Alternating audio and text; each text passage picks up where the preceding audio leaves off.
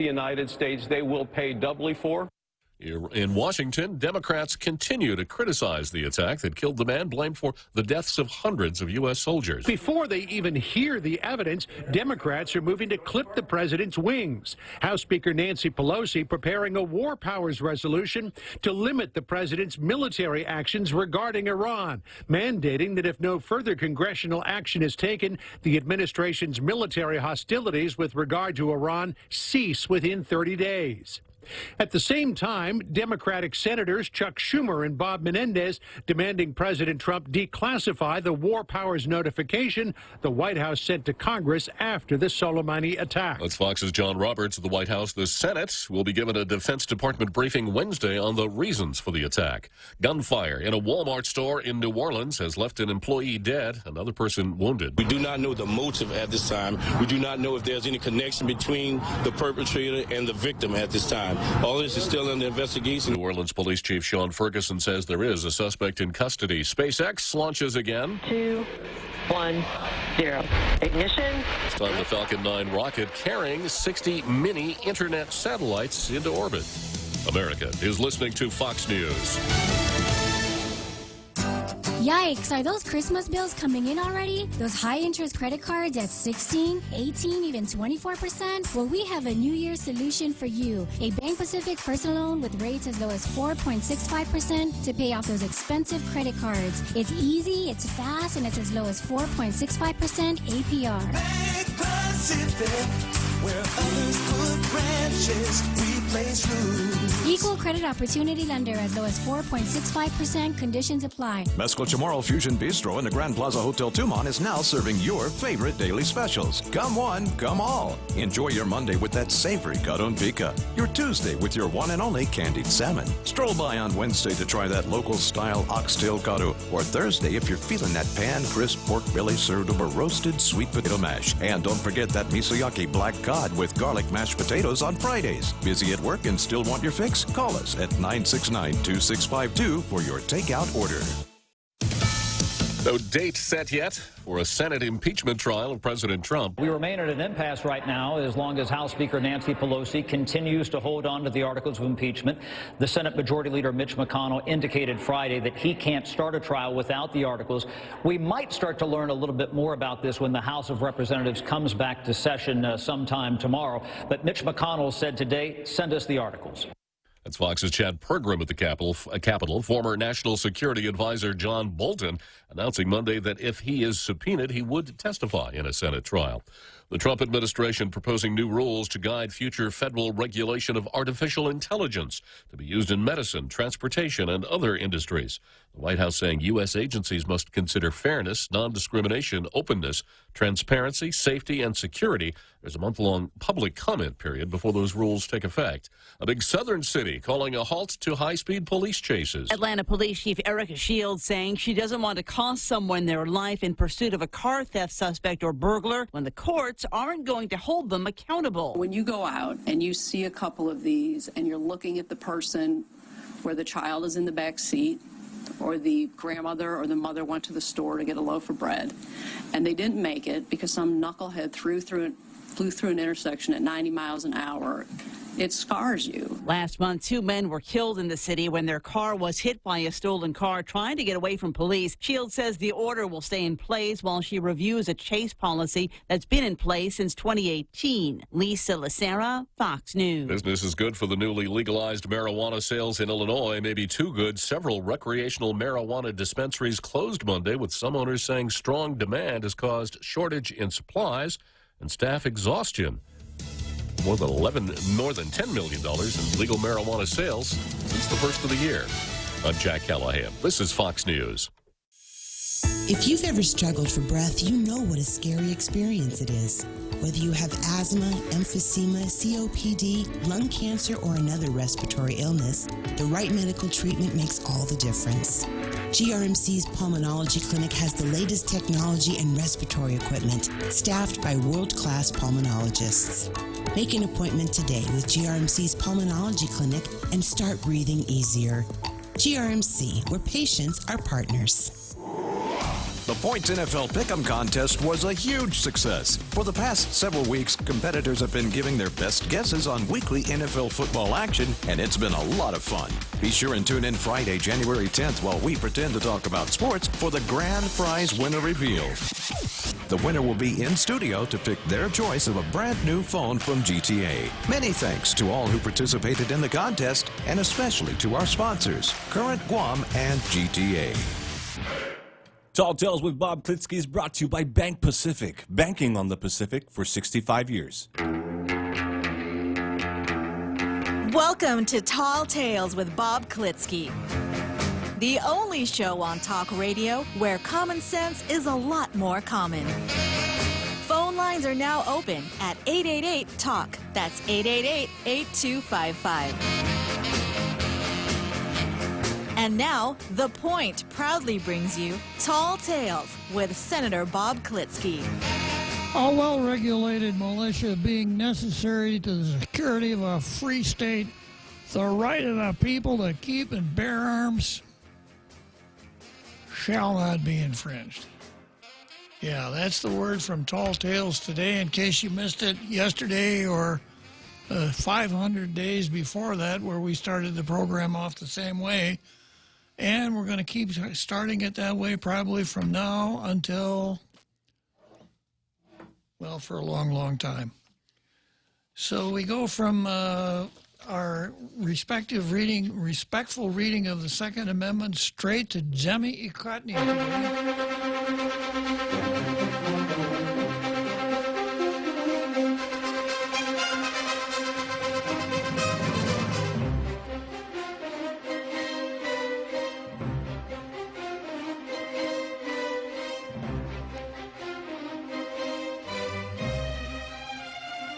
So here we are with Jemmy Ekotny, our local version of Meet the Press, where we analyze the editorials of the two newspapers, check out and see if they know what they're talking about, if they've made any mistakes in grammar or English usage. And at the end of the exercise, if one is better than the other, that one will get the coveted blue star. You know, as I recall, a collection of 5 stars, 5 blue stars, and about $3 will get you a cup of coffee at just about any restaurant on the island. So it's really important for these news turkeys to get these blue stars. Now, the competition has been almost zero here recently because the Daily News does not run a local editorial for a long, long time. They keep running stuff from USA Today, and today is no exception. Trump's Iran policy is failing. And this is from Wendy R. Sherman, a guest columnist. So, if anything, the Daily News is pretty predictable. They don't run local editorials. They run editorials from their Gannett News Service shop or USA Today. And 99.9% of the time, they're bashing Trump for some reason, or perhaps for no reason at all, just because that's what they do. But no local editorial. So today, I'm going to turn the tables on them. I have something that ran in USA Today on the editorial page on January 1st. And it's from Robert P. George, who is the McCormick Professor of Jurisprudence and Director of the James Madison Program in American Ideals and Institutions at Princeton University, and Ryan T. Anderson, a William E. Simon Senior Research Fellow at the Heritage Foundation and the founder and editor of Public Discourse, the online journal of the Witherspoon Institute. So the USA Today ran these two guys on their editorial page on January 1. So turning the tables on the Daily News, I'm going to read a USA Today op-ed piece in place of the USA Today op-ed piece that they put in the Daily News. Turnabout is fair play. And this is what it's called: Decade in Review. Marital norms erode. The transformation of our legal system as to marriage was rapid and top-down. Changes in law brought changes in culture, and they're not all rainbows. I used to know what a rainbow was. I used to think a rainbow was a good thing. You kind of considered yourself lucky if you went outside and you saw a rainbow. Hey, you know what? I just saw this really pretty rainbow. But that was then and this is now. A decade ago, President Barack Obama affirmed that marriage unites a man and a woman. So did 45 states and the federal government. The only states to redefine marriage had done so through activist court rulings or, in 2009, legislative action. At the ballot box, citizens had uniformly voted against redefinition. A majority agreed with Obama. Then, in 2012, Obama evolved. And the Supreme Court took cases involving marriage law. Nothing in the Constitution answered the actual question at hand: what is marriage? The court should have left the issue to the people.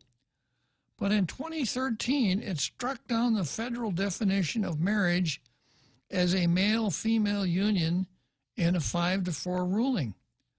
The court also punted on a challenge to a state definition of marriage adopted in a 2008 constitutional referendum by a majority of Californians. Yes, Californians. Overturned an activist court. Only in 2015 did the Supreme Court, breaking 5-4, again redefined marriage for the nation, provoking 4 irrefutable dissents. Same-sex marriage advocates told the public that they only sought, quote, the freedom to marry. Same-sex couples were already free to live as they chose, but legal recognition was about the definition of marriage for all of society. It was about affirmation by the government and everyone else.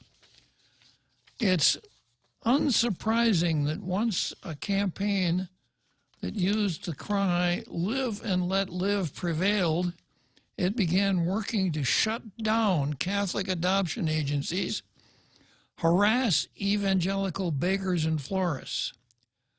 This shows it was never really about, quote, live and let live. That was merely a tactical stance. While these were early effects of redefinition, the more profound consequences will be to marriage itself. Law shapes culture, culture shapes beliefs, beliefs shape action. The law now effectively teaches that mothers and fathers are replaceable, that marriage is simply about consenting adult relationships of whatever the parties happen to prefer.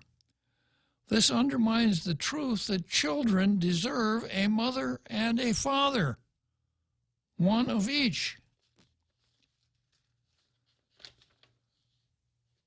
It also undercuts any reasonable justification for marital norms. After all, if marriage is about romantic connection, why require monogamy? There's nothing magical about the number 2, as defenders of polyamory point out. If marriage isn't a conjugal union uniting a woman and man as one flesh, why should it involve or imply sexual exclusivity? If it isn't a comprehensive union inherently ordered to childbearing and rearing, why should it be pledged to performance? Marriage redefiners could not answer these questions when challenged to show that the elimination of sexual complementarity did not undermine other marital norms. Today, they increasingly admit that same-sex marriage didn't create these problems. Many in America had unwisely already gone along with the erosion of marital norms in the wake of the sexual revolution, with the rise of cohabitation, non-marital childbearing, no-fault divorce, and the hookup culture. It was no surprise that many would then question the relevance of the male-female norm. Legal redefinition is a consequence of the cultural breakdown of marriage. Same-sex marriage is a catalyst for further erosion. Already we see respectable opinion makers mainstreaming thruples, 3 folks instead of 2, thruples, ethical non-monogamy, and open relationships. This was predictable. We and others predicted it. Something we didn't predict are the headlines about transgender and non-binary, quote, identities. A decade ago, few Americans had given much thought to the T in LGBT. Today, transgender identity seems to dominate the discussion of sexuality and sexual morality. A sex change couldn't solve the as you were. There's a logic here. If we can't see the point of our sexual embodiment where it matters most, in marriage, we'll question whether it matters at all. Hence the push to see gender as, quote, fluid and existing along a spectrum of non-binary options. There's a deeper logic, too. Implicit in the push for same-sex marriage was body-self dualism, the idea that we're actually non-physical entities inhabiting physical bodies, or ghosts in machines. That's why the, quote, plumbing in sexual acts seemed not to matter. True, one flesh union, the foundation of conjugal marriage, was thought illusory. What matters was emotional union and partners' use of their bodies to induce desirable sensations and feelings. Of course, 2 men or 2 women or thruples or even larger sexual ensembles could do that. But the logic didn't stay with marriage. If the body is mere plumbing, then sex matters less than identity. This had led to tragic consequences, especially for children.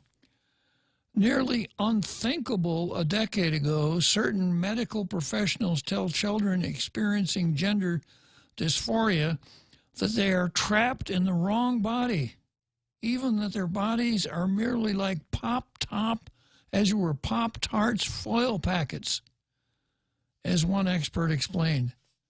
Some doctors now describe puberty-blocking drugs to otherwise healthy children struggling to accept their bodies.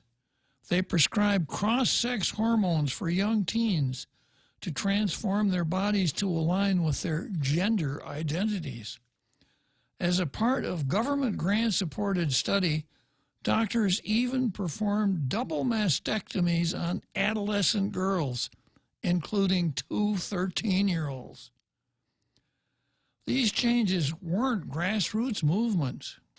They've come from people wielding political, economic, and cultural power to advance sexual liberationist ideology. The change has been top-down, from Hollywood's portrayal of LGBT characters to business executives boycotting states over religious freedom laws.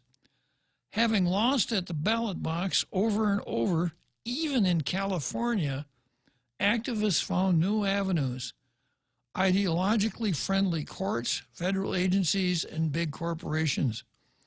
Having secured a judicial definition of marriage, they pivoted to the, quote, T, with the Obama administration redefining sex to mean gender identity and imposing a new policy on all schools. Having won government support, activists turned to eliminating private dissent. Former presidential candidate Beto O'Rourke wants to yank the tax exemption of non-compliant churches. Mega donor Tom Gill vows to spend his fortunes to punish the wicked. Who are the wicked? Those who refuse to accept the new sexual orthodoxy. All of us, including those identifying as LGBT, are made in God's image, are endowed with profound dignity, and thus deserve respect. It's because of this dignity and out of such respect that the institutions serving the human good, like the marriage-based family, should be supported, not undermined or redefined. The basic rights like religious freedom ought to be upheld, not infringed. That a healthy moral and physical ecology, especially for children, must be preserved. The progress of the last decade has exacted steep costs. And I'm afraid we're seeing the beginning, not the end, of this, quote, progress given to us by the progressives. And if you want to make a connection between what I just read and the couple of times that I got into Marxism, feel free. It's not a reach. Okay, so that's the Daily News editorial for today. If only it were so, the Daily News could get a blue star for a change. But of course, the Daily News would never run something like this, even though it's from USA Today. They would never do it. Okay, let's take a look at Post. Proposals to toughen alcohol ban, hold parents more accountable are good first steps. Every gubernatorial administration has a set of goals that it rolls out to the public when it's new on the job. But at the end of the first 4 years or second term, some promises can come up short of execution. So we look at the Leon Guerrero Tenorio administration's package of goals to improve public safety with skepticism. Hey, you guys, that's my job. Of an informed taxpayer and voter, because history has shown us not to be too trusting.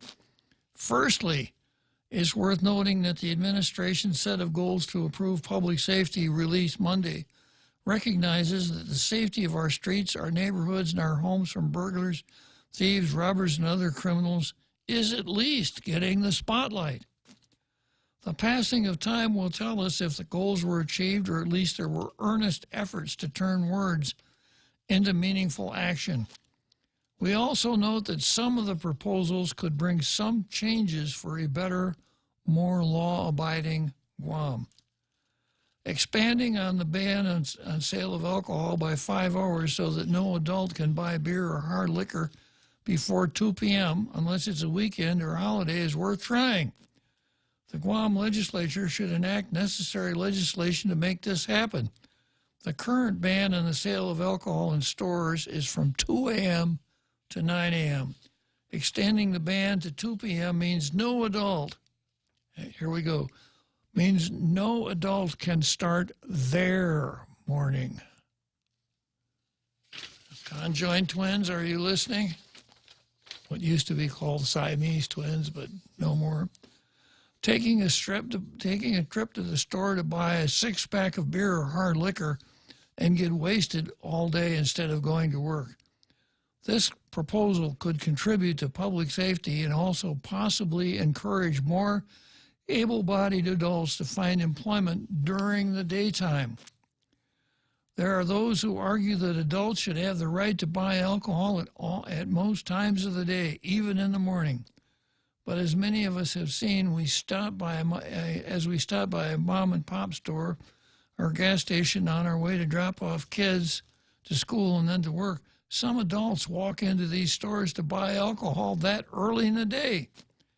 It's time to make it difficult for alcohol drinkers to have access to alcohol. Also, the administration's proposal to hold the parents of minor children liable in a criminal case for misdeeds of their children is on point. Guam law already allows parents to be held responsible for their children in a civil action. But this hasn't been deterrent enough for our community. The rioting in public schools, the disruption has caused, the harm caused to innocent students are just a few of many reasons why parents should be held accountable before a criminal court for their minor child's illegal acts. Of course, according to the USA Today op-ed that I just read, it's going to be harder and harder to tell who the child's parents are. There used to be a time when a principal could say, little Junior, what's your mom and dad's phone number? But of course that won't work anymore, will it?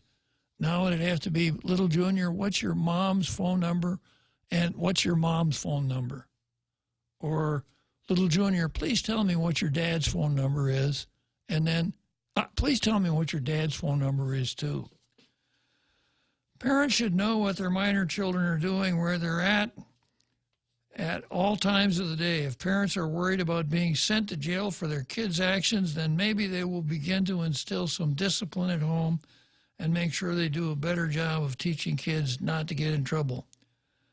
Every big problem can get resolved by taking the first steps. The tougher ban on alcohol and the idea of holding parents criminally responsible are good first starters. Someone in the legislature should move quickly on these proposals. If senators could be inspired into quick action on the legalization of recreational marijuana, there is no reason why they wouldn't be on board with the same or faster speed with lawmaking actions that are more helpful to the community as a whole rather than to individual desires or preferences. Well, the administration has said they'll be submitting proposals over the next few days and weeks. Perhaps senators can take it upon themselves to submit the legislation. Okay, well, my comments here. I question whether it can be a criminal offense to be a bad parent and nothing more. So that when the police officer says to a parent at 2 o'clock in the morning, where is your son? And the parent says, I don't know. I don't think the cop is going to be able to slap cuffs on him and take him to the lockup. I don't think that the criminal law can go that far. There perhaps are some things that can be done with the criminal law, but as a general principle, criminal law punishes things that people do, not things that people don't do. And being a parent, being a bad parent, as far as I know, has never been a crime. If it were, we'd have to build an awful lot more prisons and jails because there are a lot of bad parents around. And then if you kind of look at the doctrine of unintended consequences, if Junior really wants to get to his parents, he goes out and acts up. He does some graffiti, he gets drunk and goes to school, etc. Knowing that by explaining why he did it in the right fashion, he could have his parents tossed in the pokey because they were bad parents. So I think there's something to think about here, but I don't think that the way it's phrased in Lou and Josh's plan is it, and I don't think that the editorial writer here thoroughly understood what's involved.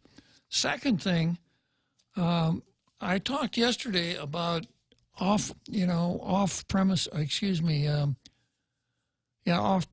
sales of alcohol. In other words, retail sales of alcohol, not in a bar or in a restaurant, but in a gas station or wherever, where you could go in and buy a 6-pack or a 12-pack or a 40-ouncer or whatever. And I see a public safety dimension here. I don't see a behavior modification dimension. And the Post is treating it as a behavior modification dimension. And that is that people shouldn't be able to go buy beer in the morning and get drunk and not go to work. Well, if people go to buy beer in the morning and get drunk and don't go to work, if they're not driving, it doesn't bother me so long as they don't work for me. If they work for me, I can deal with it. But what does bother me is this, that irresponsible people, mostly young people, who start out drinking at 5 or 6 in the afternoon, decide at 11 o'clock that they're not done drinking, even though they're out of beer. So they go somewhere and buy a case of beer so they can continue drinking, when they'd be much better off if they said, "Oh, shucks, we're out of beer. Let's go home." So I can see restricting the hours of sale of alcohol, but the way I would do it, for whatever it's worth, I'd say no off-premises sale after, say, 7 or 8 p.m. Saturday, all week long, Friday, Saturday, Sunday, the whole week. And I would see this as a traffic safety measure, not as a behavior modification initiative. So, sorry about that post, but no Blue Star again today.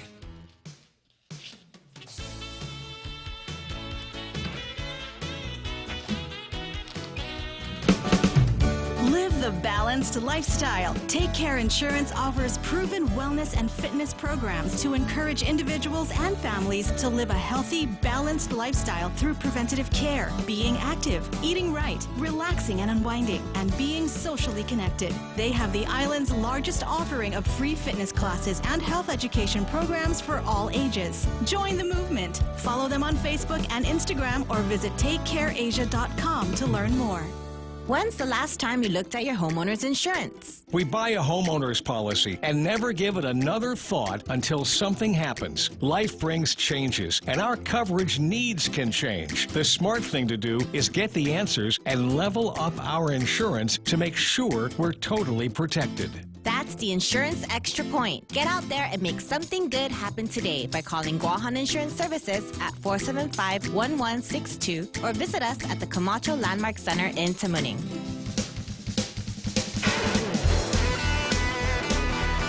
And now, back to Tall Tales with Bob Klitzkie, the one radio show politicians don't want you to listen to. Call now, 888-TALK. That's 888-8255. Okay, so here we are. Finished up Demi Courtney. We haven't had a Blue Star here for a few days. The post has really kind of been slipping since Christmas. Okay, talking about Christmas, on my card I've got Christmas torts. And today will be the last day for Christmas torts. It is January 6th here. As we're January 7th, it's January 6th in the mainland. So it's Tres Reyes Day in the mainland. That would be the last day of Christmas, so no sense talking about Christmas torts anymore. I'll just do it for the benefit of our international radio listening audience on the other side of the date line where it's still January 6th, and that'll be it. Then I've got San Nicolas versus Lou and Tina, and of course this goes to Bill 181. San Nicolas got the last word in yesterday on his speech. I will talk a little bit about his speech. And then as kind of a related story, I've got Guam, as you were, Republican senators versus Will Castro. It's an interesting development there. And then I've got Robert Underwood versus us. And in order for me to discuss that properly, I have to explain a way in which Ifinu Tumuru is superior to English. And then let's see, I've got a little bit more Antonio Garamchi versus us. So Christmas torts.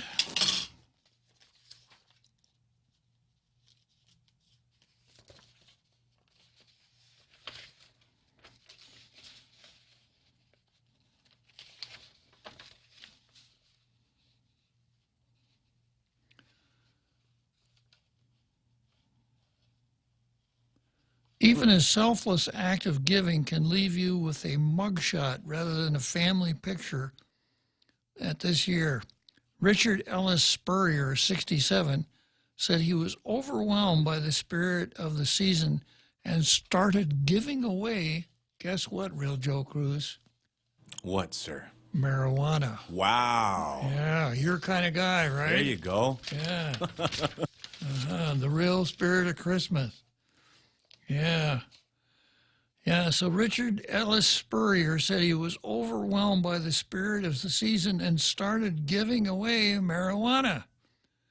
Police, appearing to view pot as a gateway drug for more serious offenses, nevertheless charged Spurrier with possession of marijuana with intent to sell. Boy, where was the Christmas? I can imagine what the cop said. You know, when Spurrier explained what he was doing, I can just imagine what the cop said as he slapped the cuffs on Spurrier. He probably said this: "Bah, humbug." I knew it. Yeah. Indeed, even wishing someone a cheerful holiday can be a greeting made at one's own peril. Whitney Cummings, who starred on ABC's Roseanne reboot, was called to the Human Resources Department to deal with a complaint last year from an intern who objected to her saying, "Bye, guys, Merry Christmas," to fellow employees as she left the studio. Yeah, bye, guys. Okay, so that's Christmas torch for this year. We'll probably do the same thing for Christmas next year. And then, first item on the calendar here, delegate address. War claims bill soon to pass Senate. Use $14 million instead on land surveys. And one of the news media quoted San Nicolas as asking the senators to repeal the public law that arose from Bill 181. And as per what I've been saying all along, what San Nicolas says makes perfectly good sense. And while I'm talking about San Nicolas, I read his whole speech. I didn't listen to it, but I read it all. And I would have to say that as far as these kinds of speeches goes, it's as good as anything I've ever read or heard. It wasn't light entertainment. If you watched it on TV, you really didn't need a bowl of popcorn. It wasn't Netflix or something like that. There was an awful lot of content in that speech, and it was very well thought out, very well put together. So good going, Michael San Nicolas. The only thing I found in it that I didn't like, and I haven't liked it since he came up with it, his idea to amend the Organic Act to require certain treatments of income tax refunds. In effect, putting in the Organic Act the way we're doing it right now, pursuant to a court order of the District Court of Guam. I don't like that idea. But the rest of the policy explanations I thought were right on point, and I especially applaud him on the war claims bill. He laid out in some detail what he had to do to get that bill through the House, where it is in the Senate, and why he thinks it's going to pass the Senate. And then, as is his responsibility, he was talking to the 35th Guam legislature, and with the governor in the audience. It's his responsibility to tell them that what they were doing with Bill 181 was at cross purposes with what he was trying to do. And here's a quote from this Daily News story. San Nicolas said $14 million of money that will very likely never be reimbursed federally. It's not too late. If we can agree to work together today, the legislature can repeal the local war claims process, take that risk off the table, and we can all get behind H.R. 1365. And then the story goes on to say the governor anticipates the advance payments to begin at the end of January. But San Nicolas reiterated that this local bill is an unnecessary risk to the current process that brought H.R. 1365 to where it is now. Let the feds pay for the war claims the feds owe with federal Section 30 money, and let's use our local funds to make good on what we owe to our local people waiting for their Chamorro Land Trust lands, San Nicolas said. San Nicolas said H.R. 1365 seeks to correct a technical flaw in a 2016 law and thereby allow the U.S. Treasury to start sending war claims payments to Guam's World War II survivors and their survivors. Yeah. More than $20 million in Section 30 money is already set aside to pay war claims once the bill passes the Senate and is enacted into law. Total claims could reach $40 million. San Nicolas said a lot of challenges had to be overcome in D.C. and beyond to get H.R. 1365 to where it is now, only to face a challenge from Guam itself. It's very plain from my perspective that any alternative attempt to pass a federal measure to reimburse local expenditures is not going to succeed. So St. Nicholas had not only the ability, but I think the responsibility to lay this before the members of the legislature who got so carried away with the press posture that they had been carrying out since way back in July. And when you recall, Tina and Lou wanted to have checks in people's hands by Liberation Day, that it was time for a reality check. And St. Nicholas gave them a reality check. Now, I copied the part dealing with H.R. 1365 from his speech. It's a little thick, but I think it bears a little thought.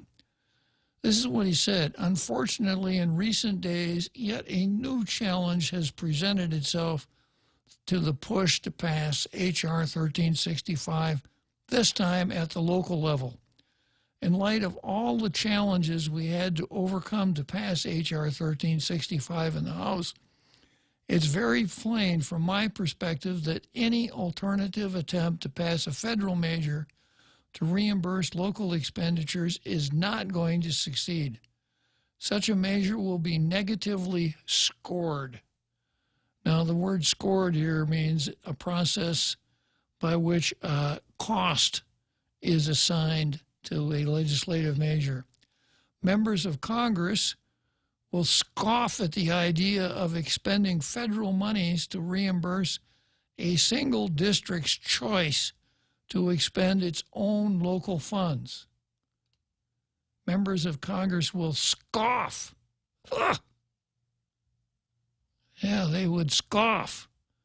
Now, I can just imagine if someone had stuck a microphone in front of Tina Rose Munoz Barnes, the speaker, when St. Nicholas said that members would scoff at the idea of expending federal monies. You know what Tina Rose would have said? Give me a break.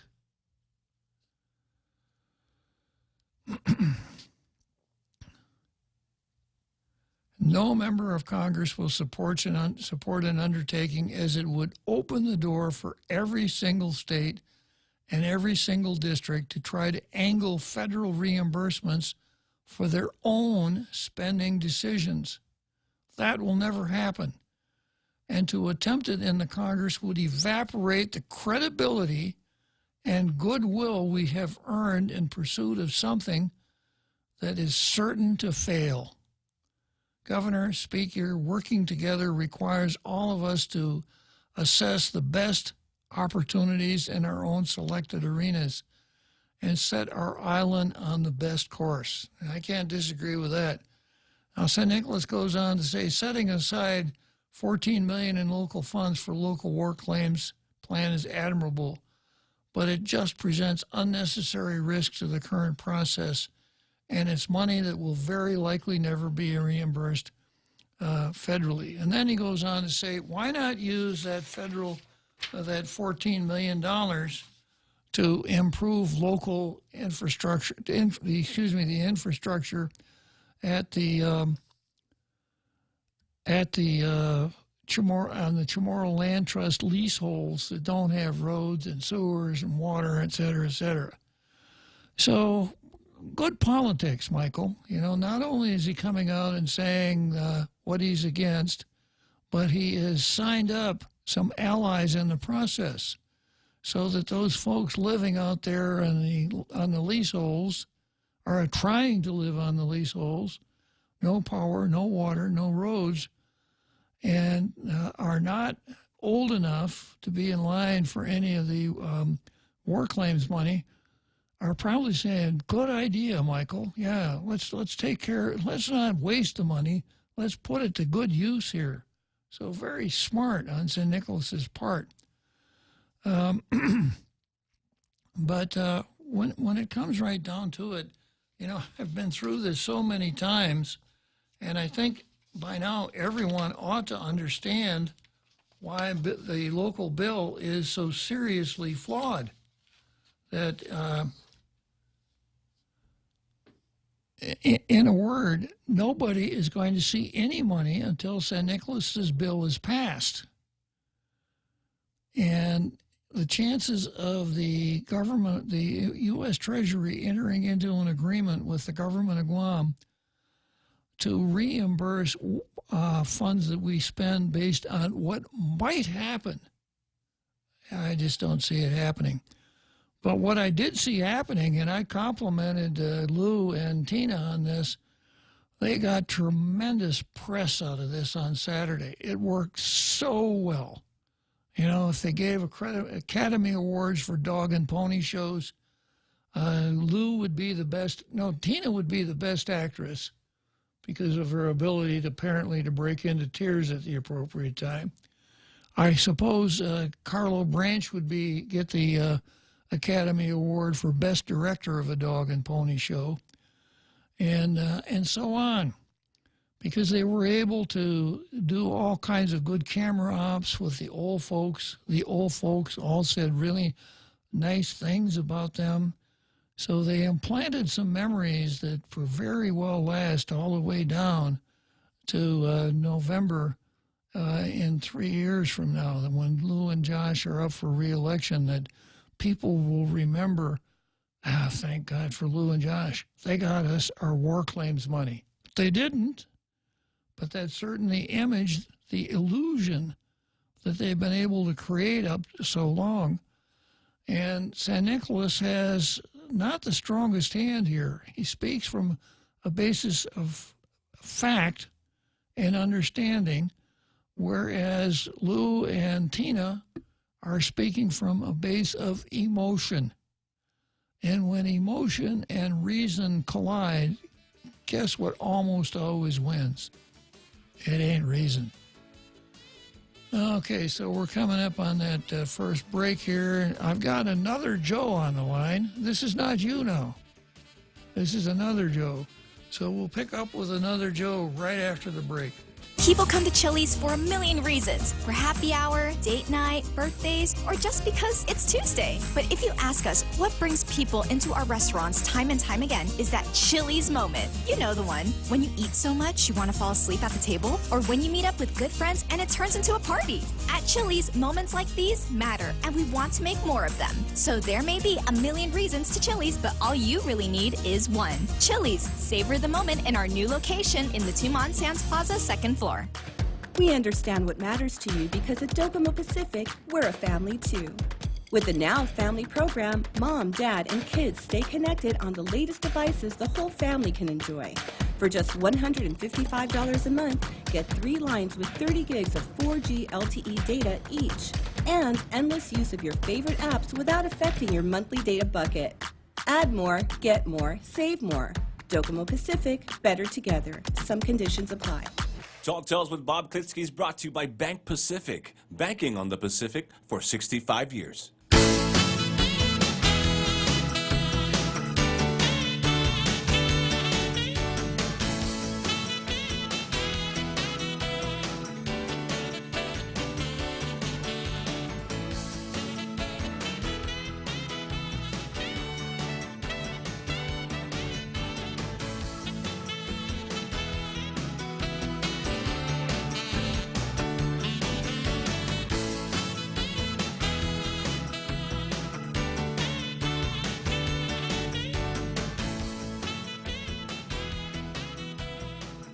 So we have a full complement of Joes today, Real Joe Cruz. We've got a Real Joe Cruz.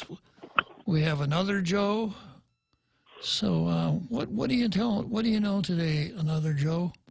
Okay, Bob. I'm sorry. I have to beg to differ. You're saying that when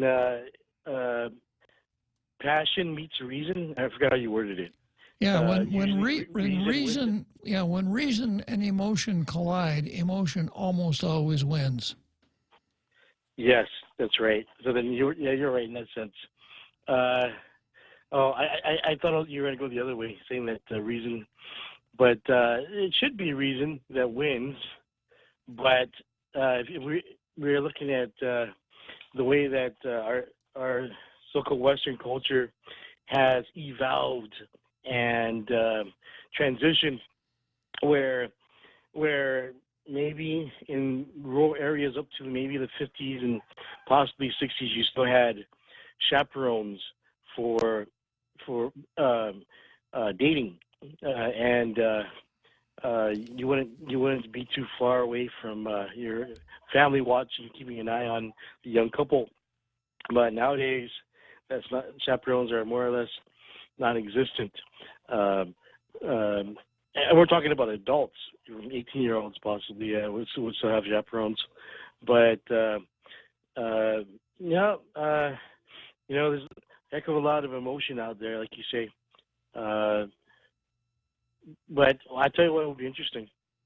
If somehow a miracle occurs and both sides get their way, meaning that Lou and Governor Langaro and Speaker William Barnes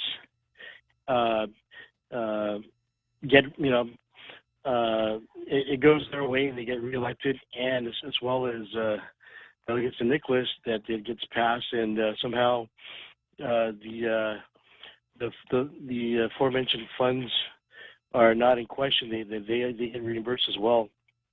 And then I'll tell you what, that'll be quite a miracle of anything, or close to it anyway.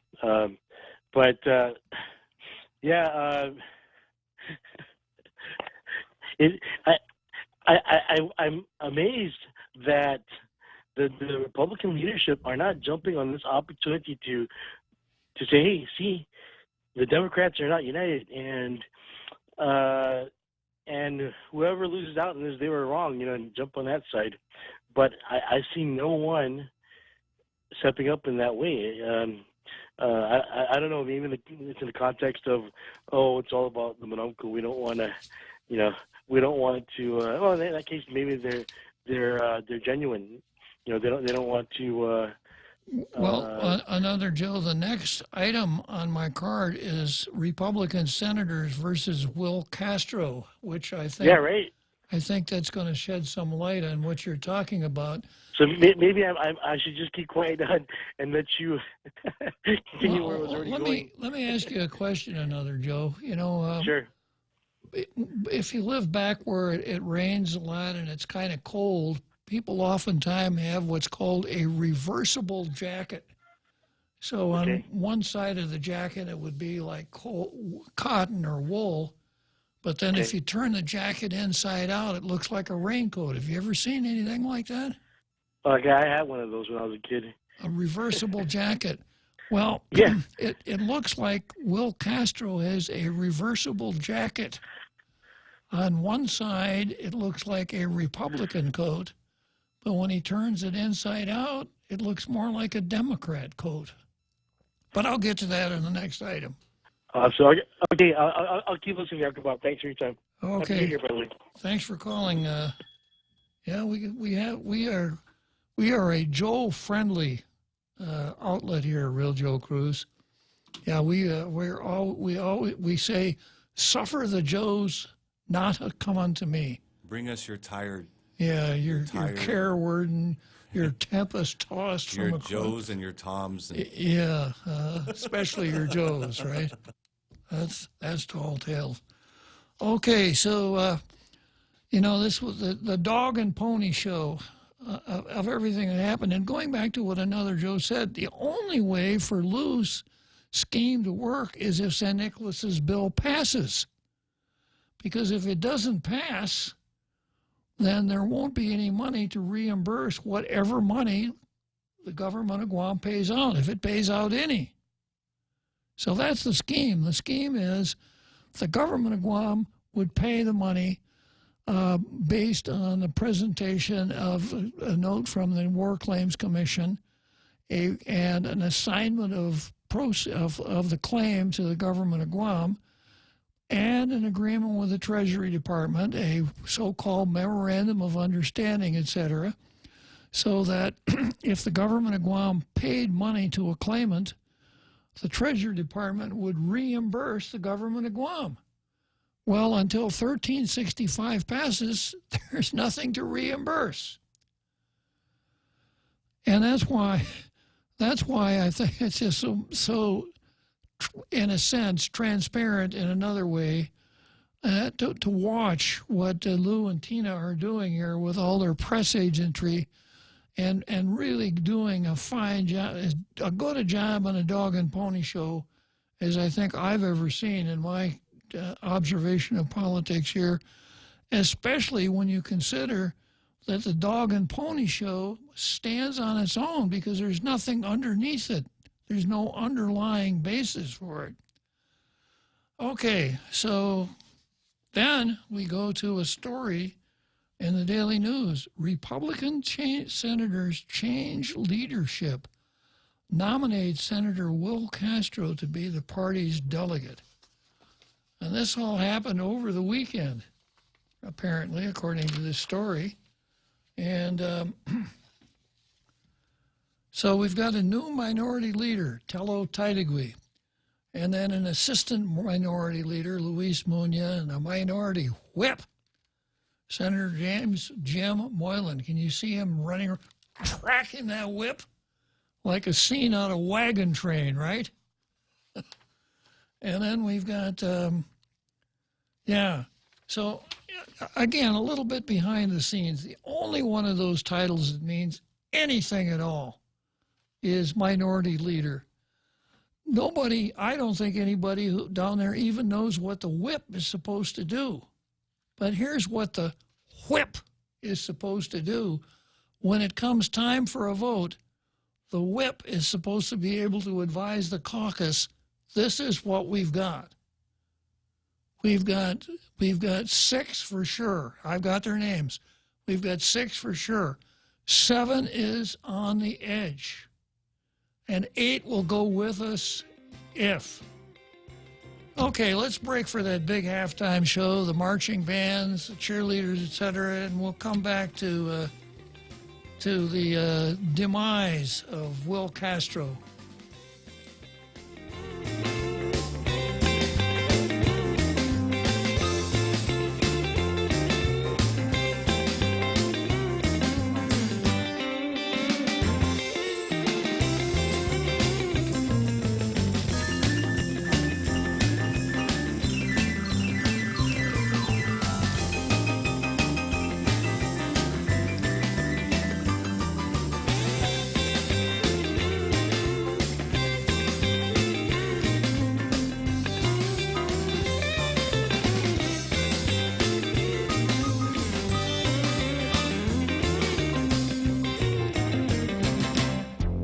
The Point is KUSG, Hagåtña, Guam, 93.3 FM and 104.3 HD3.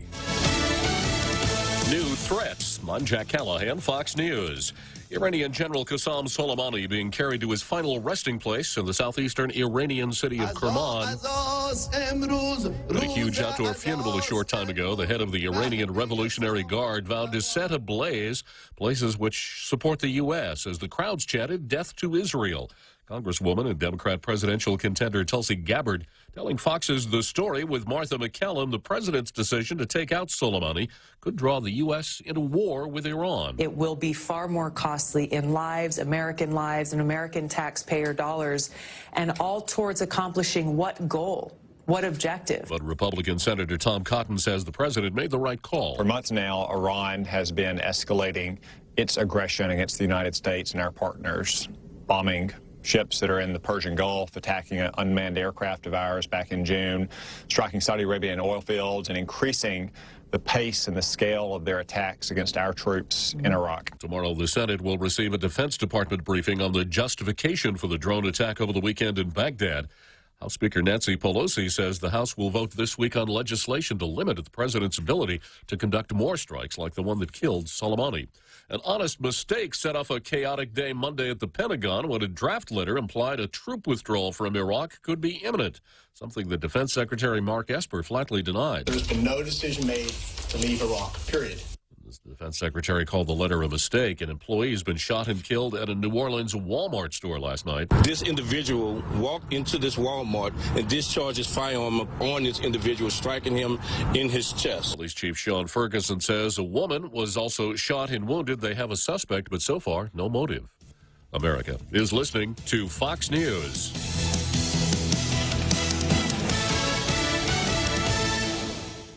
Mescla Chamorro Fusion Bistro in the Grand Plaza Hotel in Tucson is stirring up some of your favorite drinks all night long. Come down on Monday and Wednesday nights from 5:30 to 10 p.m. and indulge in some of your favorite local cuisine and pair it with your favorite drink. From our ice-cold beers, our finest selection of wines and liquors, to our top-notch cocktail specials, your friends at Mescla Bistro Tucson are ready to serve you. Why limit happy to only an hour? The Mescla family reminds everyone to drink responsibly. See you on Monday and Wednesday night.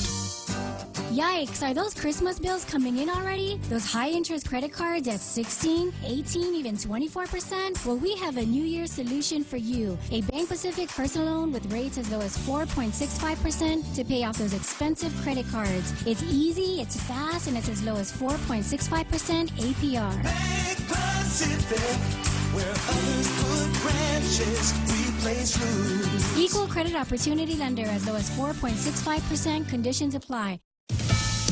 Senate Majority Leader Mitch McConnell may now have the votes to block witness testimony in any Senate impeachment trial. Republican Senators Susan Collins and Lisa Murkowski tell reporters they back Senate Majority Leader Mitch McConnell's position that the Senate should follow the precedent of the 1999 Clinton impeachment trial.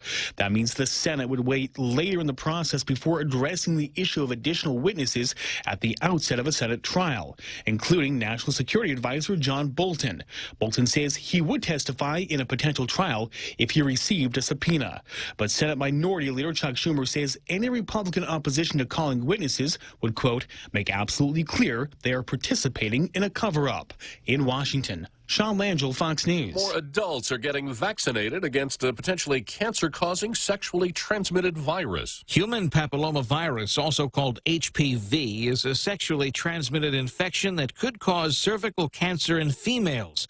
While controversy surrounds inoculating young girls against the virus, the number of adults, men and women, getting the vaccine is sharply on the rise, according to the National Center for Health Statistics. In 2013, about 1 out of 5 adults were getting one round of the vaccination, but by 2018 it doubled.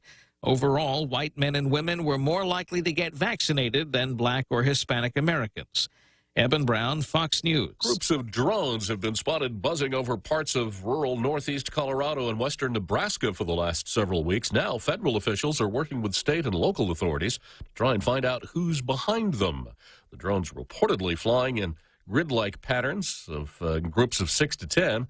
The Federal Aviation Administration, the Air Force, the Army, and the Drug Enforcement Administration have all said they have no information about the aircraft, and it's not them. In New York, I'm Jack Callahan. This is Fox News. It's hard to believe, but Security Title is 20 years old. Reaching this milestone is a clear testament to the hard work of our employees, who are as passionate about our work as we are about our community. We are most grateful for the realtors, lenders, attorneys, investors, and the buyers and sellers we serve. They are the reason our doors have been open for 20 years. Security Title looks back with gratitude for the past 20 years and looks forward with optimism to the next 20. Thank you, Guam. Here at APL, our core values give the company its heart and soul. Whether it's connecting your business with our global network through our newly enhanced service or investing our efforts into giving back to the community, APL is committed to serving you. We humbly honor the opportunity to find innovative solutions for you and your business. To learn more about our enhanced service, call 588-4651 or visit www.apl.com/Guam for more details. Talk Tales with Bob Klitzkie is brought to you by Bank Pacific, banking on the Pacific for 65 years.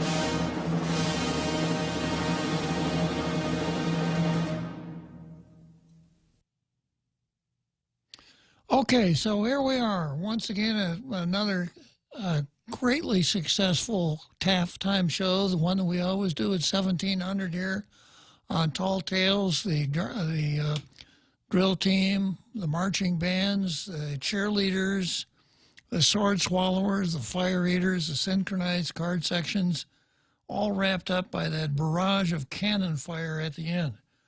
So let's go back again to the fight over the adjudicated war claims. I got a comment from Mark Cruz here. Mark Cruz says, in short, it doesn't matter if MSN's bill passes or fails, Guam will receive Section 30 funding and have to set aside whatever else is paid out by the local law. And he said earlier, Bob, the funding for the war claims comes from the same wallet, Section 30. Whether we pay it now or later, the feds are not putting in 1 cent. Well, Mark, you got a swift and sure grasp of the obvious. We've known that from the very beginning, ever since Madeline laid this on us, perhaps as in a fit of desperation. That's not where I see the action. Where I see the action is this, that the way the World War II Loyalty Act is constructed, Section 30 funds in an amount in excess of what were paid to Guam in 2014 are put into a special account. We don't get to use the money in that special account. The only way the money in the special account can be paid out is for war claims. So the way the war claims mechanism works is that people who you had to be alive during the Japanese occupation, and that's basically it. Just being alive is almost all you had to do. And you had to file a claim, subscribed and sworn to with the War Claims Commission, and the War Claims Commission would adjudicate the claim. If they granted your claim, then you would be entitled to $10,000 or $12,000, or maybe 15, I don't remember. And there's another class of payouts for people who actually died during the Japanese occupation. But for simplicity's sake, we'll leave that out for now. So if your claim was granted, then you would be eligible for a payout from those sequestered Section 30 funds. But Madeline's bill was flawed. It didn't have the right language in it to allow the Department of Treasury to cut checks against those sequestered funds. So San Nicolas's bill repairs that flaw. And if his bill becomes law, then the Treasury will start paying the adjudicated claims. If the bill does not become law, the adjudicated claims are not going to be paid. Now, what Tina and Lou are trying to do, they're trying to say we can make it go faster because we will advance the money in the amount equal to your claim. So if you have a $10,000 claim, you sign a paper with us, assigning your claim to us, and we're going to make a deal with the Department of Treasury that they will reimburse us for those claims that we paid out.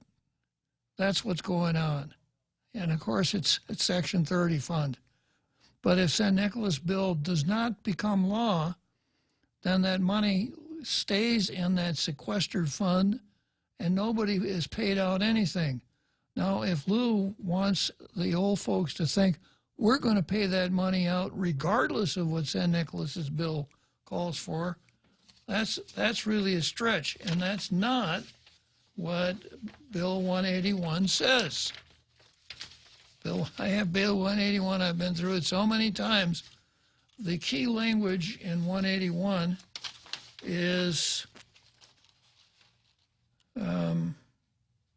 any funds transferred to the fund, to the Guam Liberation War Claims Fund, shall only be used to pay compensable Guam victims with certified claims by the Foreign Claims Settlement Commission, and such use shall be consistent under a memorandum of agreement between the Guam Department of Administration and the U.S. Department of Treasury.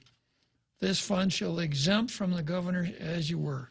So, in other words, no agreement with the Treasury, no reimbursement.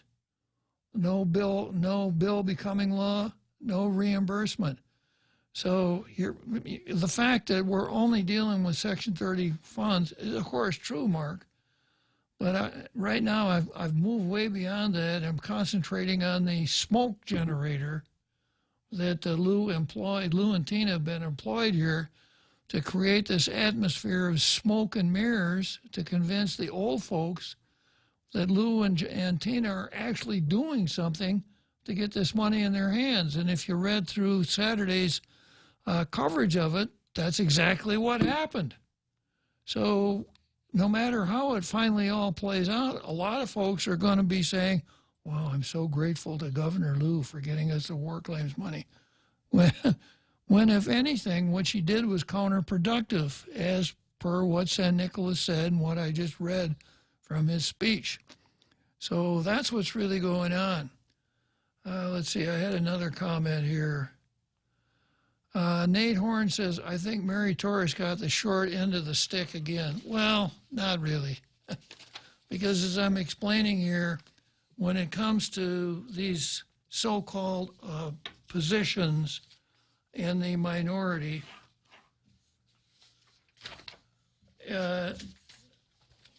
none of it really means much of anything. The offices that were, or the positions, Tello got minority leader, assistant minority leader Luis Muña, minority whip Jim Moylan. So as I explained, the only one of those positions that has any meaning at all is the minority whip, not the whip. The minority leader, not the whip, not the assistant whip, not the chief cook and bottle washer, etc. Now, the minority leader is has some authority because when it's time to sit down and work on housekeeping, it's usually the majority leader from the majority party and the minority leader that sit down and try to work out some accommodations. As an example, what bills will come forward, etc. What the whip is supposed to do, whether it's the minority or the majority whip, is supposed to be the one that keeps track of the votes and whips the votes into shape.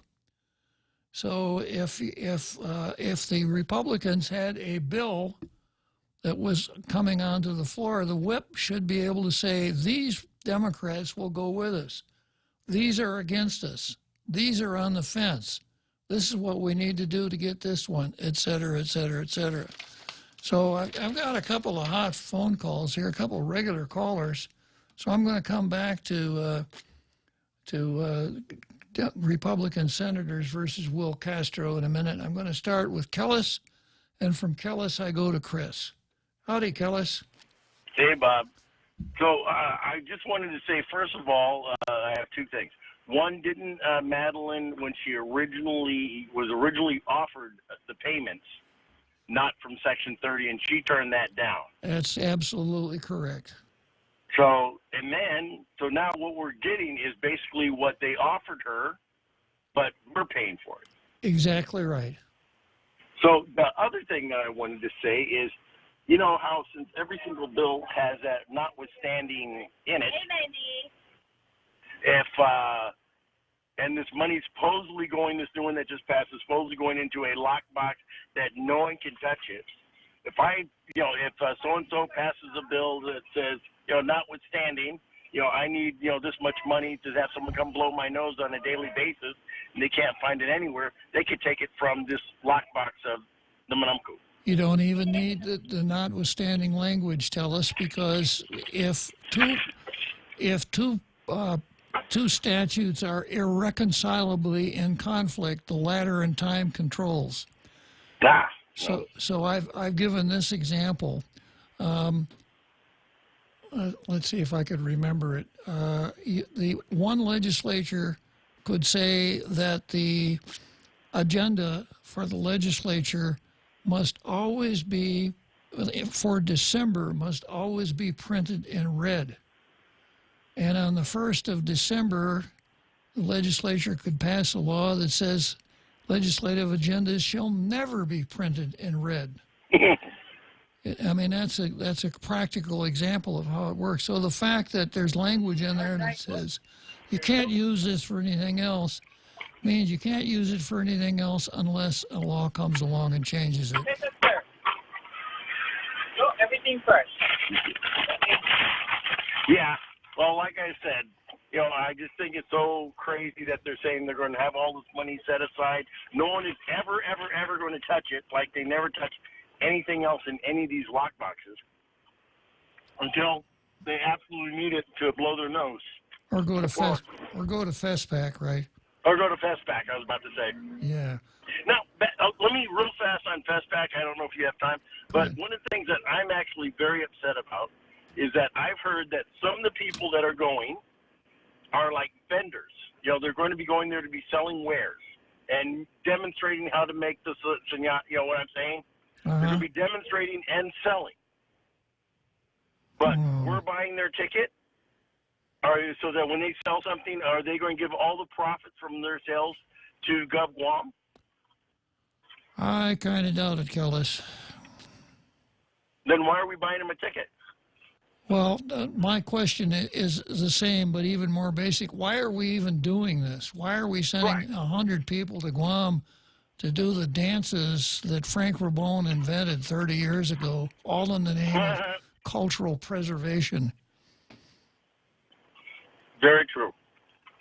Because, the problem, I think, to see is we have too much money in Guam. Too much. Yes. Let's give everyone a pay raise. Let's hire all these assistant directors after we got rid of them all. Give all the pay raises, and because we don't need police officers, we don't need firefighters, and obviously we do not definitely need a medical examiner. Correct. Or pay for our drugs at Guam Memorial Hospital. Right. These are pretty low on the totem pole. You're right. Okay, I just wanted to call up about that because notwithstanding, once they put this money in there from the Manumco, I can go and pass a bill that I want, like I said, toilet paper or whatnot. You sure could. Okay, Bob, I got to go. Thanks, Kellis. And then we have Chris, who is not only a caller, but has sat on this side of the microphone, Real Joe Cruz.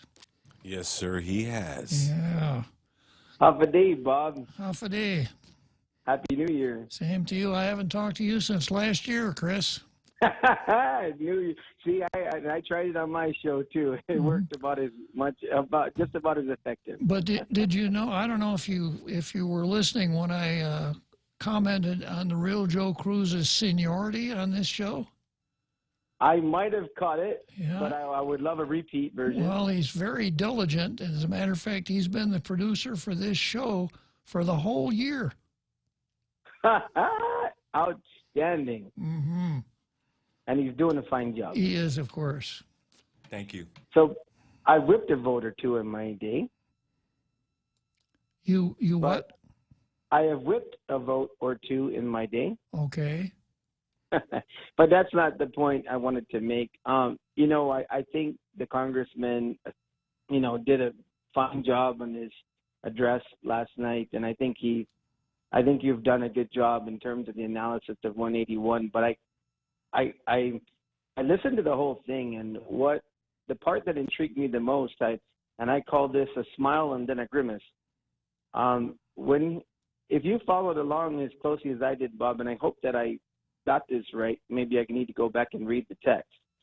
But he had a presentation on his efforts, perhaps, on compact impact, and he had a unique, on the EITC reimbursement, and he had a unique take on this, to where that the proceeds, if you were able to return, be able to have the EITC paid, would be towards putting those funds in the proper allocations, which would be healthcare, education, and public safety.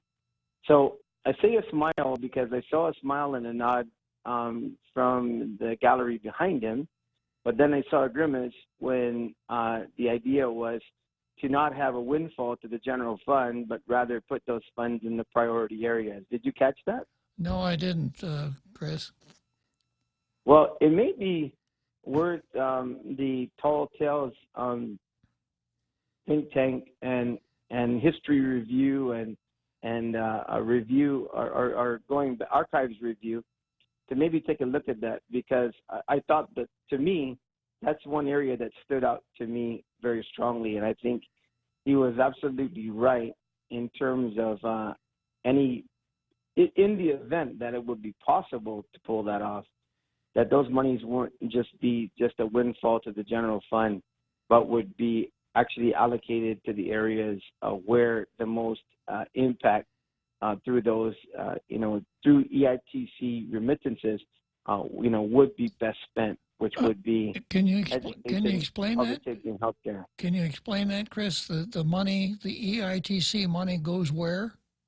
So say, for example, that we were actually able to have the federal government, our national government, pay for EITC as opposed to the way we're paying it out of our treasury now.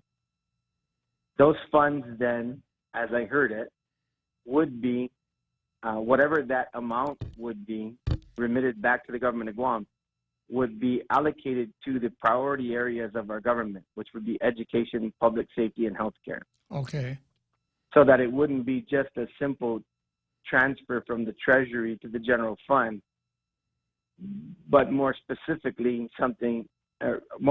those funds would be allocated to the priority areas of the services of our government. And I think in general, whether it was compact, impact, or EITC in terms of the reimbursements, the idea was, and I think the way he broke it down was, this is the cost in terms of, what a compact migrant is averaging in terms of the cost to the government versus what the value, and I don't know, his team was pretty good in terms of dissecting what those numbers were. And I think the Post tried to do it today in one of those comparisons on the compact impact. But it was basically the number enumerated on the cost, on services versus the economic benefit, and saying that any monies returned to the GovGuam Treasury should be once again restored to those priority areas that are affected. I got it. I'll tell you what, Chris.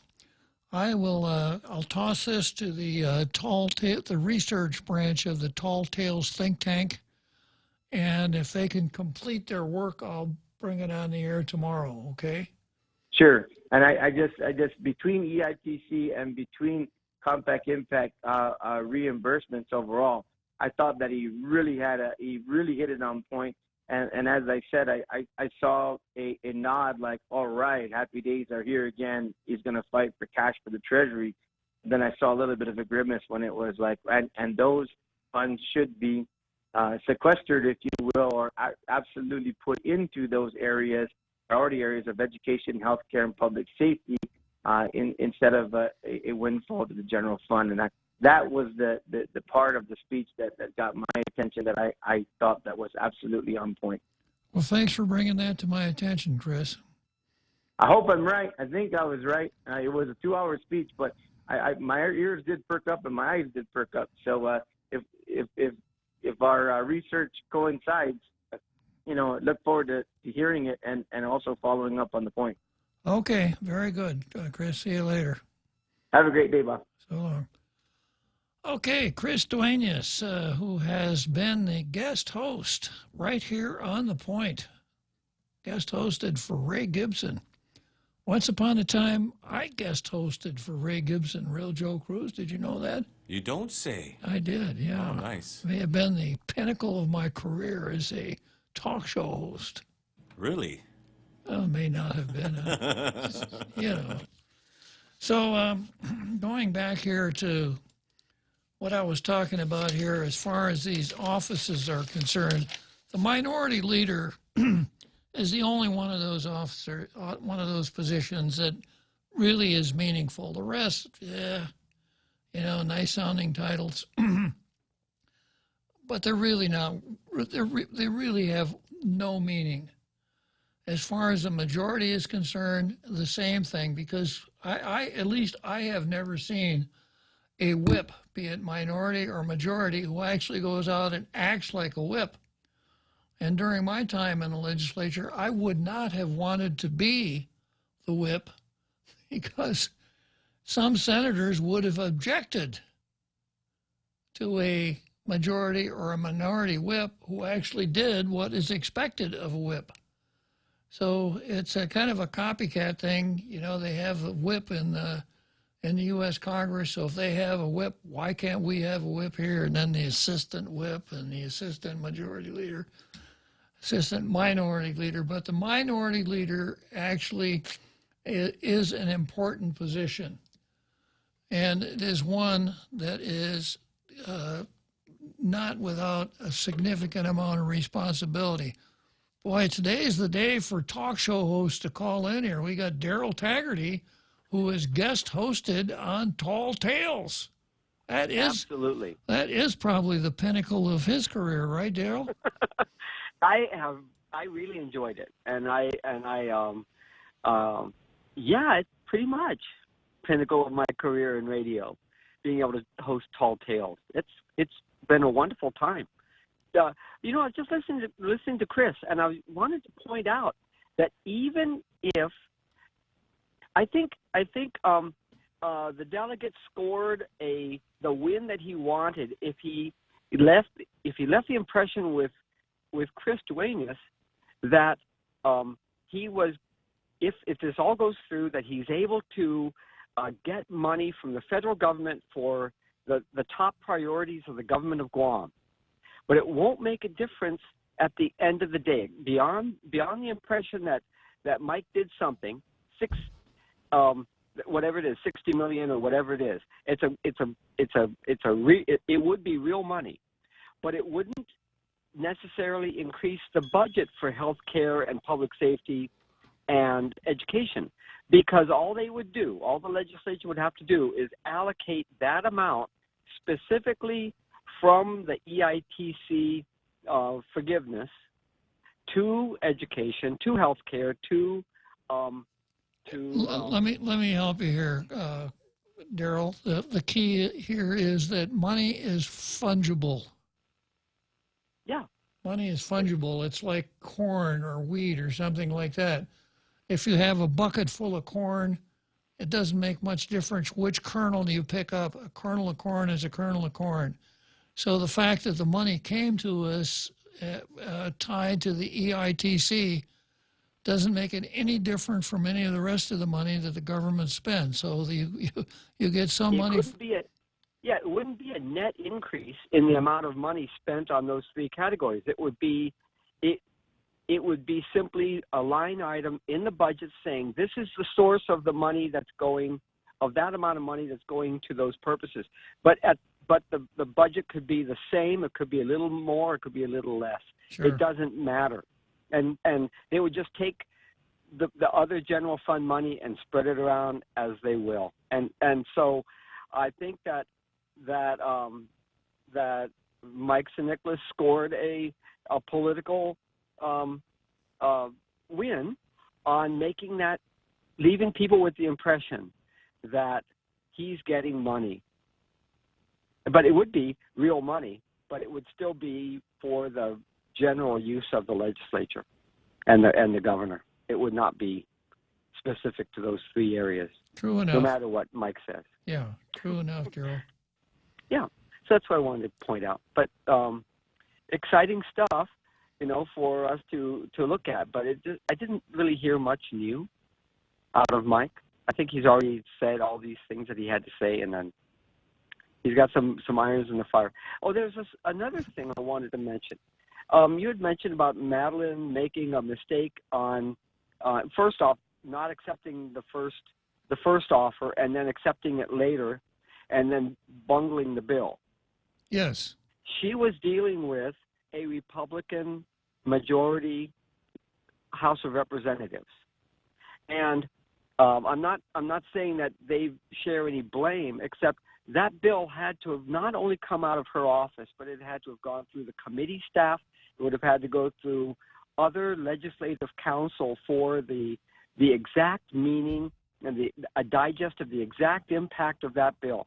My impression was that she was waiting for a Democratic Congress to then appeal to the leadership of the Democratic Congress, House of Representatives, to put in a new bill saying the feds would pay for it. But that's not what Mike St. did. He just followed the intent of Madeline's bill and did not get the feds to pay for it out of the Treasury and delete the requirement that Section 30 be the source. Well, if that were the case, then that would have been a good thing for Madeline to explain instead of letting it go sub rosa until after the election, which looked pretty sneaky, I think, to most folks, Daryl. Yeah, I think so. But then after the election, that was when the leadership flipped to the Democrats.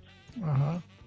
And so she had nothing else to say. All she would have been doing is handing Mike the keys to her file cabinets, which she didn't do. Yeah. So anyway, it's all interesting, and then we're just kind of waiting for the dust to settle. It's all interesting. But thank you very much for letting me get on the air this afternoon, and Happy New Year to you. Same to you, Daryl. Okay, so we've got the seventh inning stretch coming up here already. And let's see, I've got Pete. I don't know if it's Pete or Repeat on the line here right after seventh inning stretch. The holidays are here and the shopping frenzy begins. Protect yourself with these safe shopping tips. Consider shopping only with retailers you trust or do some research on other retailers you aren't familiar with before proceeding. Don't save your credit card information on retail websites and never make payments when using public Wi-Fi. Switch to cellular data or wait until you get to a secure network to make your purchases. These safe holiday banking tips are brought to you by Bank of Guam, the People's Bank, member FDIC. The Extra Point with Jerry Roberts of Guam Training every morning on The Ray Gibson Show. It was one of Stephen Covey's greatest lessons, and it's as fresh today as ever. I'm Jerry Roberts, and at 7:20 a.m. on The Ray Gibson Show, a principle that, if embraced, will bring about a massive change in your life. You can find daily transcripts of The Extra Point at guamtraining.com. Tune in every weekday morning at 7:20 for The Extra Point with Jerry Roberts, brought to you by Guahan Insurance Services and First Hawaiian Bank on 93.3 The Point. Tall Tales with Bob Klitzkie is brought to you by Mezcla. Try their featured special for January. SD-styled fish tacos, beer-battered, tender fish fillets stuffed in corn tortillas and topped with cilantro lime sour cream sauce, shredded cabbage, and salsa fresca, served with a spicy roasted chili salsa for only $12.95. Try it today. Available in Agotna and in Tumon at the Grand Plaza Hotel. For reservations, please call 969-2652.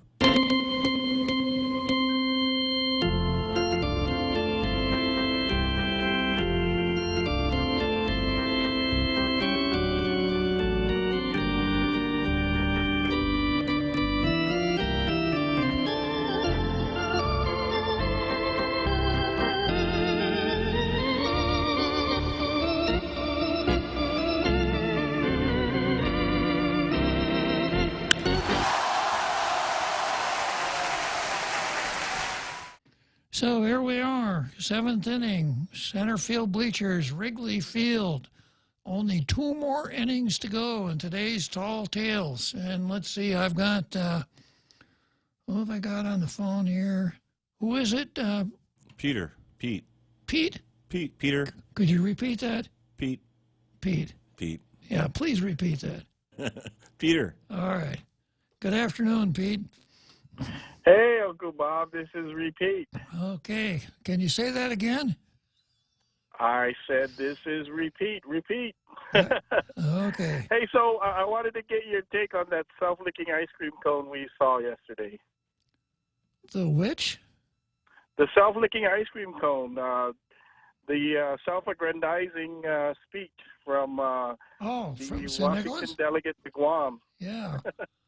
The reason why I said the Washington delegate to Guam, I wanted to get your take specifically on his bills to take away some of the things, the local control, and give it over to Washington, like the tax situation and the what was the other piece of legislation? Tax. They both deal with taxes. One was to amend the Organic Act to make the tax refund policy reflect actually what we've got now under a court order, and the second was that no tax increases without referendum. Oh, yeah, right, without a referendum. Yeah. So, you know,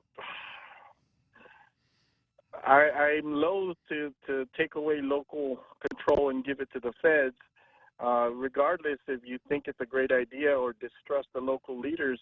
What you do is you change the local leaders that can do a better job. You don't give away the whole farm. Well, regular listeners to Tall Tales would know that I'm critical of those who start out with a result and work backwards and are uncaring about how the result that they like was reached. And this would be... I think we're on the same page then. This would be the classic example because I think they're both fine provisions. However, I don't want... another constant theme here is that we don't have a federal government anymore. We got a national government. The national government grabs as much power as it can already. There's no sense in us giving it more when what we should be doing is trying to get more local control and less national government control. So I'm with you on that, Pete. Just demand more accountability and more responsibility from our local leaders. Don't sell the farm. And, of course, we've had the ability to enact our own Constitution since the 1970s. We could enact our own Constitution and put that kind of provision in there so that we wouldn't have to run to Washington every time we wanted to change what amounts to local law. The other thing I heard about his those HRs or those bills that he introduced, you know, it's on the website that it has very low probability of passing, 3%, 6%, something like that, because there's just not really any interest in, you know, by the representatives of the states in local, very local legislation to us. But aside from what, you know, a score from a website that scores these things, there's some Washington insiders that I talk to that say, yeah, that they have personal beliefs that those bills are not going to go anywhere. Yeah, and maybe they won't go anywhere, maybe for good reason.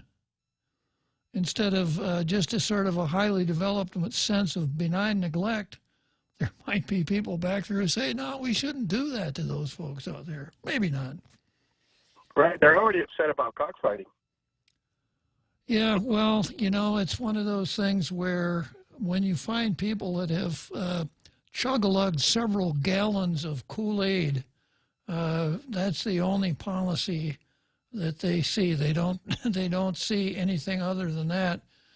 And as I analyze it, all 50 of the states had outlawed cockfighting on their own. And these folks, these Kool-Aid drinkers back there are saying, wow, we did it. We got the whole country, no cockfighting, except those territories. But in the territories, we don't have to go out there and sell it to each territory we could just slip it into an act of Congress and it's over. That's my analysis of what happened. Oh, yeah, that's absolutely exactly what happened. Well, thanks for your thoughts, Uncle Bob. I just wanted to chime in and see what you thought about that. Yeah, well, it's always good to talk to you, and maybe we could repeat this conversation tomorrow, Pete. Yes, sir. Very good. Thank you, sir. And let's see, Chris wants to ride on the Ferris wheel again. Okay, your second time on the Ferris wheel, Chris. You know, Bob, Repeat is such a great caller, and I enjoy his calls. And so I wanted to repeat my perspective on what Daryl shared and what you've discussed as a fungible income. I would not go into an argument with you on this issue, Bob, but I've been like you on the Ferris wheel of Gov1 budgeting. And where I differ on Daryl's perspective and maybe even your perspective is if there was such a reimbursement to the government of Guam or a realization of that funding not coming from the general fund for what we currently pay for EITC or some of the incidental compact impact, it would support a bill such as like what Senator Moylan introduced to repeal the 1% tax and lower the general fund appropriation, because we don't need that money anymore that we needed so much when we implemented that 1% tax that really burdens our people who go out there and buy goods and services every day, who have to pay that, because the biggest argument against, oh no, we can't repeal that, is where are you going to get the money? I see. So I think what you're saying, Chris, is that very carefully drafted legislation that perhaps repealed a tax or obliterated a tax might have an effect on the ordinary fungibility of money. Is that what you're saying? What I'm saying is that you know, if say for example Section 30 money, probably as you would know, maybe back in the 28th, or maybe in the 29th, maybe in the 30th, Section 30 money coming to Guam for remittances for federal employees on Guam, military and otherwise, that were paying taxes and remitted back to Guam was maybe 25, 30, 35, 40 million. That is now 78, 80, 90 million coming back to the Treasury of Guam, the bulk of which goes towards tax refunds that we normally don't set aside and can't pay through the entire year, and the rest towards debt service that is accumulated and whatever else comes in the beginning of a fiscal year. That is a remittance to the government of Guam that is budgeted every year, which cushions the budget. So in the event that there was some sort of federal recognition that there is a higher compact impact reimbursement, or a realization that the states are able to, have the U.S. Treasury pay for things such as EITC, which would relieve what the general fund normally was paying towards that tax payment towards our constituents, you wouldn't simply say, okay, even though St. Nicholas tried to put it into categories of education, healthcare, and public safety, if you look at the overall blanket of the general fund, you could now reduce the general fund appropriation by that, simply by the way that the whole budget starts. We all know that. It starts with all of the collectibles and everything that is anticipated for the government of Guam to receive. So if there really was that realization and those priorities were funded through that, then you could reduce the government of Guam's overall budget if you were savvy about it, and then you could make the argument that that 1% is no longer needed. Who would do the reducing, though? Would it be a matter of the legislature itself, or are you talking about a properly worded federal statute, Chris? You know, I think it would be a combination of both, Bob. I think that, and I think that's what the congressman is trying to do. Like I said, once again, I don't know whether I misheard it, but the way I heard it was, that in the efforts to try to do this, And you know, I'll tell you what, Bob. I sat down with no less than General Vice at one point, and others that were really interested on what was going on with the buildup on Guam. And one thing that was always asked by federal government officials to the government of Guam, for this buildup, and this is when Paget was so hot, for this buildup, what does the government of Guam want to do? What do they want to see with this property that's so precious, and how we could talk about how this being the best site is something that could be the best benefit for the government of Guam? I just threw it out there and said, well, the Chamorro Land Trust, I was the director of land management at the time, is woefully underfunded on infrastructure and the opportunity to increase the ability for those who are currently awarded those lands to really realize building a decent home on it.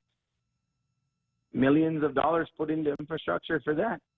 The smile was on the face. These are the kind of things that the federal treasury likes to write checks for. They hate to remit money to a general fund, the abyss of a fund. So if you were to receive the acknowledgement that funds due and payable to the government of Guam, just to go into the general fund is something that is frowned upon usually by federal officials and Congress and all the way up to the president.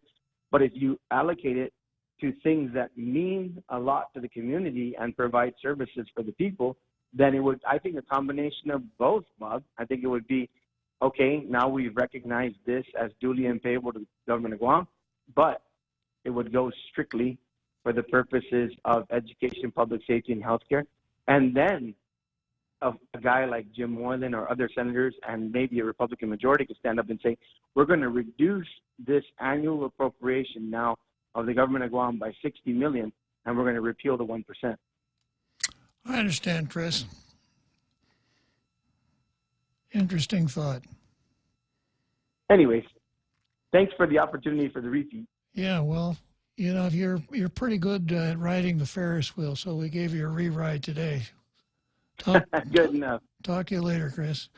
Okay, and then I've got Frenchie on the line. We're just about up to. Should I go with? And let's take a break, Frenchie. We're going to take a break here, and then we'll take you in the home stretch. Otherwise, I'd have to cut you off too soon. Hi, welcome to this ad for new Subway sliders, starting at $1.99 each. How do you want it? Cheer Squad. Woo! Go Subway sliders, starting at $1.99 each. Woo! Give me a ham and jack slider. Ham and jack slider. Give me an Italian spice slider. Italian spice slider. What's that spell? It doesn't really spell anything. New Subway sliders, starting at $1.99 each. Go sliders! Subway, make it what you want. Most talk shows only give you selected opinions from one side of the political aisle. You know, I don't like what they're doing. It's bad. Everything is bad. It's all bad, bad, bad, bad. We do it a bit differently on The Ray Gibson Show. We bring you the newsmakers from the left, the right, and the middle in order to give you the full view of the issues that affect all of us here on Guam. Right or left, we bring you to the middle of the conversation on The Ray Gibson Show. Weekday mornings from 6 to 10 on Guam's only news talk superstation, 93.3 The Point. Tall Tales with Bob Klitzkie is brought to you by Bank Pacific, banking on the Pacific for 65 years.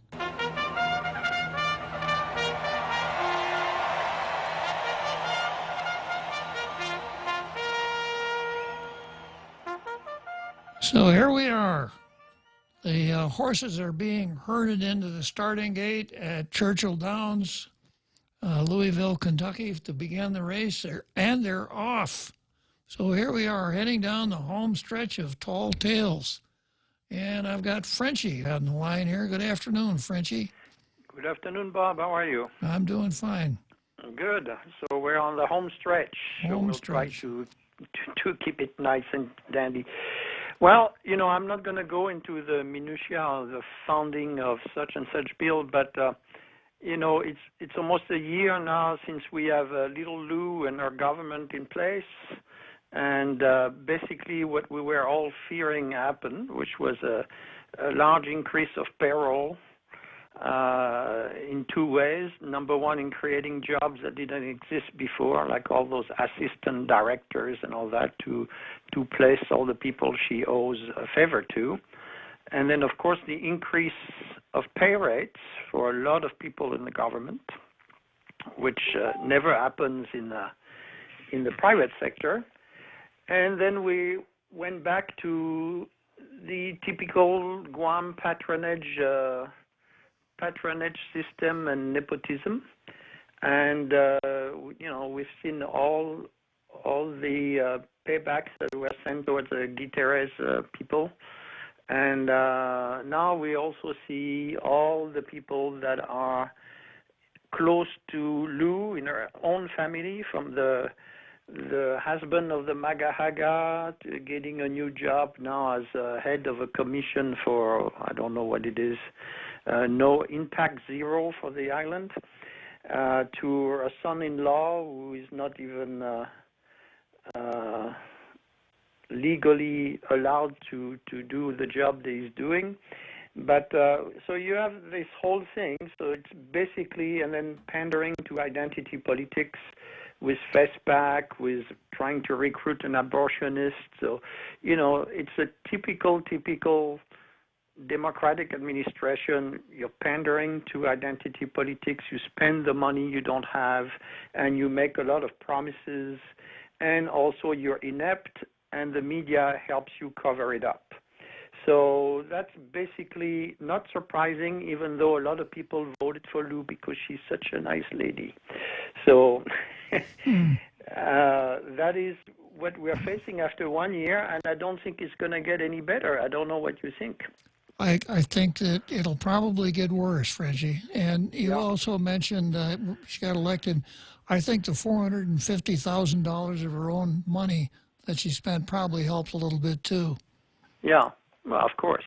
Yeah, especially when the division between your private money and the money of the company you're running is very, very, very flooded. So we'll see about that, because that's also another huge issue that will be coming up that nobody except maybe the Jungle Watch cover on their blog during the election time, was the fact that Bank of Guam also purchased the retirement fund from the Gov Guam employees. And so now you have the former CEO of Gov Guam who is controlling all that thing, and everything is going in the same direction. And this is a recipe for potential disaster. The other thing that is obvious to me is the lack of organized opposition. The Guam Republican are nowhere to be seen. You touched it with the Will Castro fiasco. I always consider him as a rhino in the first place, and he hasn't done anything. If only he were a rhino. He doesn't even rise to that level. Yeah, I know. He just likes to do a nice brushing and put his tie, a nice red tie for the picture, but he doesn't do much. Occasionally you have Senator Moylan that comes up with a good idea, even though it's kind of a touch and go sometimes. Is latest one, which is proposing one of your pet peeve, which is a proposal for part-time legislature, has already been attacked a lot. So we'll see where that goes. But right now, the only opposition is basically on the blogosphere. Of course, you have Ken Leon Guerrero that keeps coming, a little bit like Don Quixote fighting the windmills, and coming with his limited resources and bringing some pretty good issues, but I don't think he has that much of a backup by anybody, unfortunately. And you have new outlets like Candid News that apparently is being followed by a lot of people. Now, of course, we'll see what happens to that, because Troy is a nice guy in many ways, but he's also a very controversial guy, and he has certainly a potty mouth, and it kind of turns down a lot of people. So, but they have been coming up with some good expose on the government and everything. Guam Blog has been a little out of the picture for a while, but he's always been a Guterres fan. Jungle Watch, the Lou new administration during the election really targeted them to take them out of existence, even though they just passed the 9 million viewers over the holidays. And then, of course, there is your show, Tall Tales. You know, that's 5 days a week, 2 hours a day. But that's as far as what we could call the conservative resistance is. You know, there is not much else there. So I'm kind of a little dubious as what will come up of the next election, which is this year. So we'll see. So far, the Republicans are nowhere to be seen except to come up announcing that Will is going to run on the day the delegate makes his own speech, which as far as marketing is not one of the best ploy, but we'll see. So, yeah, that's my analysis, and I'm kind of having a lot of questions coming from that, which is, where are we going? Do we have really alternatives to a very bad administration? It's a very in-depth analysis, Frenchie. I thank you very much for that. Thanks for sharing that with us. Yeah. Oh, and for the people that I know, you mentioned that a couple of times during watching Hong Kong and all the things that was happening. You know, this coming weekend on the 11th, which I think is Saturday, there is a big deal happening in East Asia. It is the presidential and legislative election in Taiwan. And of course, the Taiwanese have been watching what's happening very closely in Hong Kong for good reason, because the Communist Party is proposing to them what they propose to Hong Kong. So it will be very interesting to see what will come out of those elections. I know the American government has been very also watchful about what's happening there, and so are the Japanese. But since there are so many Taiwanese Guamanians, then I think it's also something that we should watch very closely. I agree, Francie. Thank you very much. You're most welcome, and thank you for your show. Appreciate it. Okay. Bye. So long. So I had another Joe, but another Joe, I could have just barely got you in at the end of the program. But call tomorrow at the beginning of the show, another Joe, and we'll see what. I always hate. I feel kind of bad if I miss another Joe, because he always has something pretty interesting to say. Of course, Frenchie here would be an extremely hard act to follow. Really a good call. Okay, so that's the end of another exciting, educational, informative episode of Tall Tales. We'll be back tomorrow with more Tall Tales. Adios.